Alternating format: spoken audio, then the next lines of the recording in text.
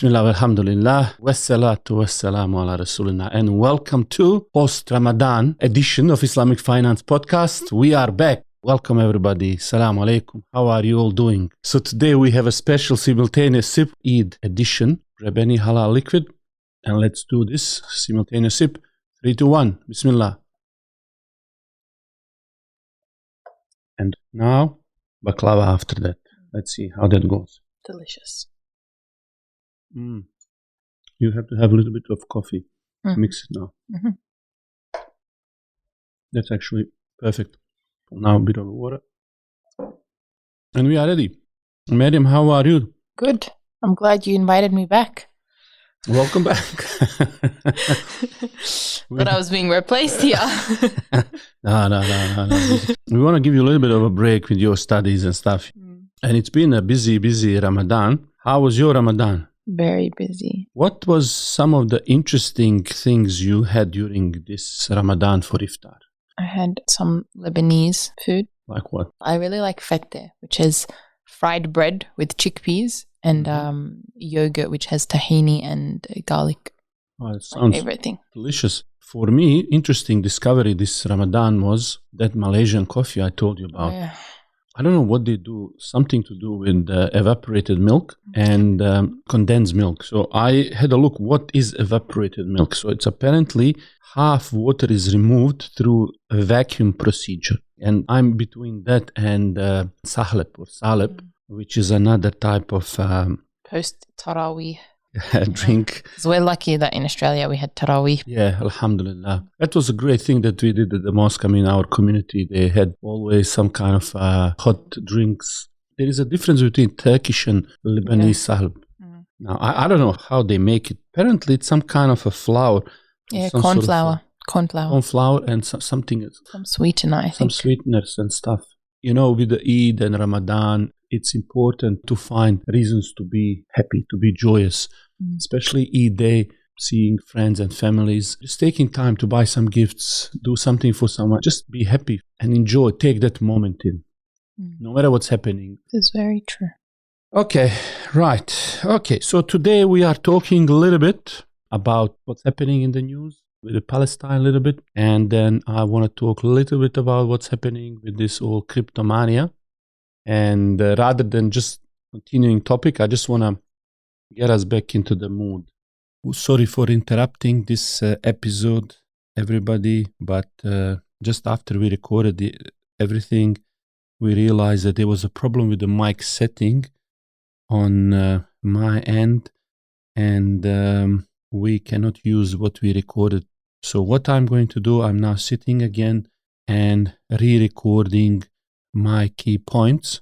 So I apologize for that, but here are the points that I wanted to share with you guys. So on the Palestine, as we see, occupation is continuing. We ask ourselves what we can do. In general, people have two key choices, and one is to do something tangible, to change situation on the ground for someone or somehow, or to raise awareness, make dua, or interfere politically, or as activists, or as governments. Depends in what sort of capacity. I wish there is some kind of international police or force that could interfere to stop the killing, stop what is going on. But this first part is the critical part, which is you can do something to change situation on the ground.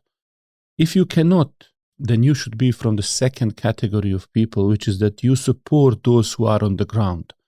And that could be simply by giving money to these humanitarian agencies that are providing necessary medications or supplies that people in that region need.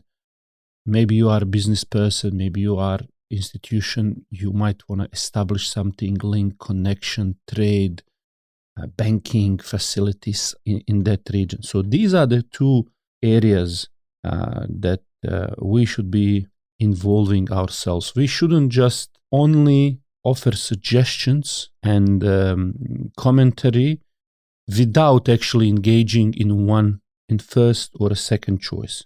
And the reason for this is quite clear. Islam is a religion that seeks from us to be organized.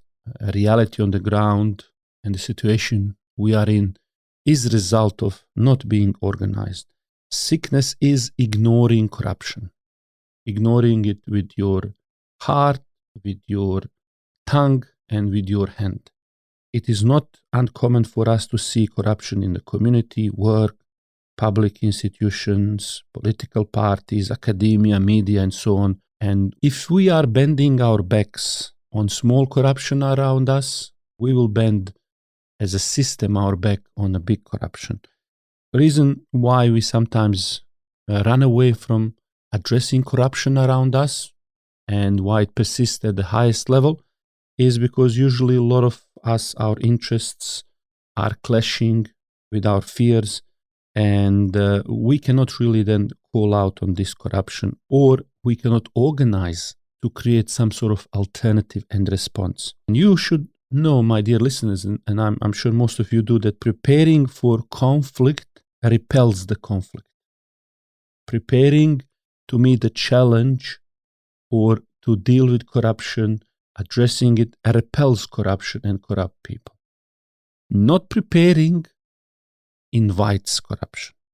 If we don't do necessary steps, we are preparing to fail. Advice for us is, as a nation, as a people, is to be ready and to organize ourselves. Do what you can, either with your own hand or support those who extended hand to the ground to do something. So this is something that we need to be very practical about. My second point that I was discussing with Miriam was mostly about trends regarding crypto. We see euphoria, we see mania around everything to do with crypto, blockchains. There is a great excitement, enthusiasm, intensity, almost madness. And this is creating what we call very frothy market. Froth is something that is composed of the small air bubbles. Like when you are making coffee, cappuccino, let's say you are frothing your milk, meaning you are injecting the air inside the milk to make it nice and silky by way of putting the small bubbles inside the milk. So when you are drinking that coffee, it feels good. So when we are talking about froth and market, it means that there's a lot of small bubbles and it's becoming like a big bubble. So what are some of the trends when it comes to crypto? Well, often what we see in analysis is that fundamentals are ignored. There is overconfidence, and these decisions are driven by emotion, and price is often detached from reality or any sort of value or utility that is being provided here. And somebody who is investing just because the price is going up and up and up and up, and that's the only really reason, and that's the only thing that backs up all of these claims of being a store of value against inflation and so on. The issue is that just because something is going up in the price, it means the price is going up. Doesn't mean that it has a value. Unfortunately, we have seen these kind of bubbles bursting when price started to contract, and then we would often see panic selling. Situation was like that in 2001 with .com bubble or a housing crash in 2008. Today, it is a meme revolution. In the past, let's say during global financial crisis, they didn't understand how these highly leveraged schemes would trigger sell-off when the time comes. There was no understanding of these intricacies and connections in the system. A rating agency would give such a beautiful rating, and people would believe and invest in something they don't understand the risk. And today people are following just the memes to do the same thing basically. In all of these cases, catalyst for chaos is often some kind of a new innovative financial engineering and complex financial instruments that connect with technology, with the speed of spreading. And that is often with the people who do not appreciate the extent of the risk. In the past, we asked, where were the regulators? Why didn't people acquire better information or deeper understanding? And we see it again happening in front of our eyes with the crypto. Unfortunately, with crypto, I have said before, I'm not a great fan of it because It lacks regulations. It cannot prevent financial harm. Nobody can have any kind of legal recourse. You can use untraceable features of this currency to build illegal e-commerce that you cannot do with your credit cards because it's traceable.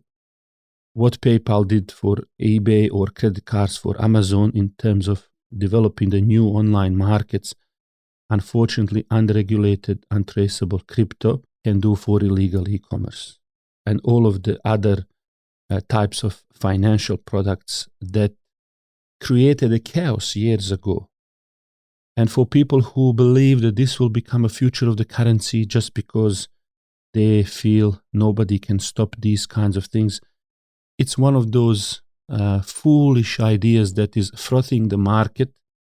Just look at the Napsters or mega upload file sharing sites and how they were shut down due to copyright issues.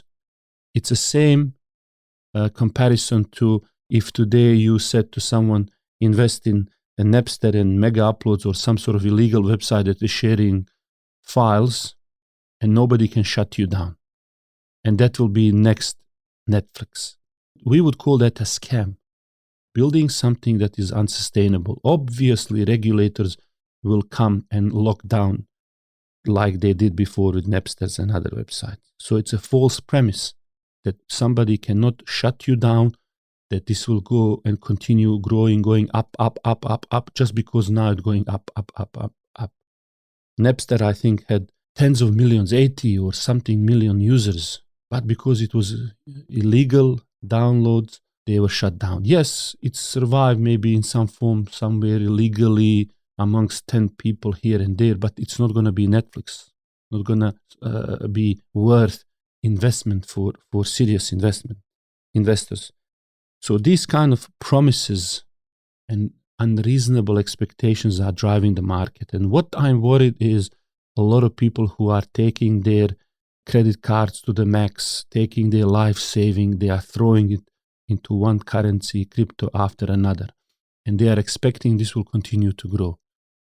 Unfortunately, this sort of short-term mentality, this sort of gambling mentality, even if you win for a while, that's the worst thing, in fact, that can happen to the gamblers. You win something, and then you keep going back. You feel that you can win again, and it's never enough. Your $10,000 become 100 and 100 million. You want a 20 million or want a 50. In a gambling, in casino economy, short-term speculative economy, it's just a matter of time before you lose to the house. For a responsible person, building a long-term sustainable future that is not stressed from second to second monitoring these prices and screens and stuff like that, it is very important to be restrained and not let yourself in this mania, in this roller coaster that is the crypto world. In fact, I believe that the whole premise of the crypto that wanted transparency and accountability, return integrity and trust in our economic system was misplaced once we went into the private currency. In fact, money as a judge of other commodities should be seen as an independent judiciary system of a country. It shouldn't be in the private hands, and it shouldn't be left to the government to exploit it. But if we want to do something with the crypto and similar, the system should be created where it is independent from private, and public institutions should be non-for-profit activity. That's what money should be. And if anything, this crypto and this blockchain technology, it should be designed so that disciplines government in their decisions and policies when it comes to money. Money and crypto should never be like today. Private, it's a terrible idea. It's commercialized. It's going to end with a lot of pain. But at the same time, what fiat presents us with the governments that are not disciplined is also slow-moving train wreck as well. But it is much less of a damage and over a longer period of time than the casino crypto world that is in the private hand. These are my thoughts. I hope you will join us also on our Telegram channel. As some of you might know, we have a channel on Telegram app and now the new group. I think it's called Chat Group. You can find a link on our channel. We hope to see you there to continue some of these discussions and to hearing your thoughts. Subscribe to our social media, share this episode, and let me know what you think. I wish you all the best. Assalamu alaikum.